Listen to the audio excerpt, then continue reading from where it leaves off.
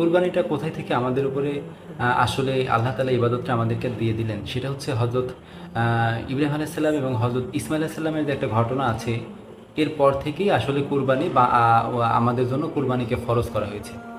ভাই দেখেন, এই কুরবানির মূল হাকিকতি অর্থ হচ্ছে নিজের দুনিয়ার খায়াসাত, নিজের দুনিয়ার খারাপ চাহিদাকে কুরবানি করা।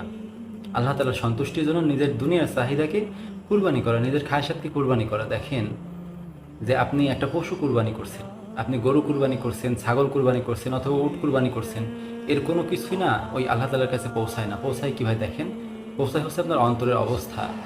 আপনি আল্লাহ তাআলার সন্তুষ্টির জন্য কতটুকু কুরবানি করতে পারলেন নিজেকে। এই পশু কুরবানি, পশু তো একটা মাধ্যম মাত্র, বাকি কুরবানি করবেন আপনি আপনাকে। আপনি কতটুকু আল্লাহ তাআলার জন্য নিজের জীবনকে কুরবানি করতে পারলেন, এটাই হচ্ছে আসলে কুরবানির মূল হাকিকতি অর্থ।